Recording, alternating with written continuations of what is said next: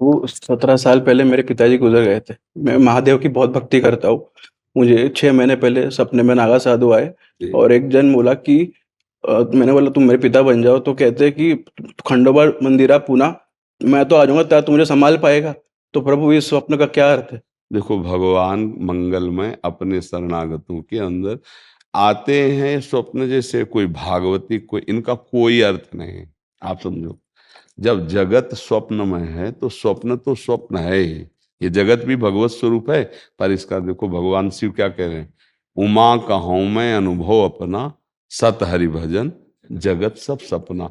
अच्छा, आप विचार करके देखो, स्वप्न में तीन प्रकार के स्वप्न होते हैं। एक होता सात्विक, जिसे आपने वर्णन किया। एक होता राजसिक, जिसमें हम भोग भोगते हुए नजर आते हैं। एक तामसिक, जिसमें लड़ाई झगड़ा मारकाट शुरू होती है।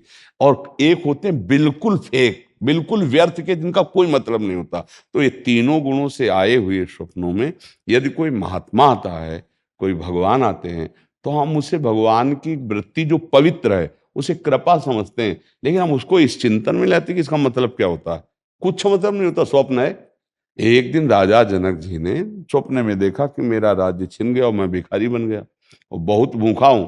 तो किसी तरह से दाल और चावल एकत्रित किए और तो मिट्टी की उसमें पका रहे थे, इतने में सांड आया और दो लड़ते लड़ते वो सब बिखर गया। और वो बड़े भूख से व्याकुल ऐसे उठे, तो देखा कि राज सिंह सैया पर शयन कर। उनका ये सत्य कि वो सत्य जो अभी देख रहा था, भिखारी बना ये, और अभी देख रहा हूं कि राजसैया पर। तो सभा में जाके पूछा ये सत्य कि वो सत्य, कोई उत्तर नहीं दे पा रहा था।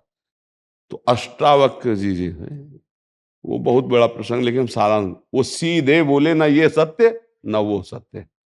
समझ रहे हो, ये भी असत्य है और वो भी असत्य है। इसलिए नाम जप करो, इनका कोई मतलब नहीं है। संत महात्मा भगवान आवे दर्शन दे, ये हमारे सात्विक भावों का फल है, जो हम गिरिराज जी में रह रहे हैं, जो हम भगवान की आराधना कर रहे हैं। तो इससे सब आएंगे, इसका कोई पॉजिटिव या निगेटिव कोई इसका अर्थ नहीं।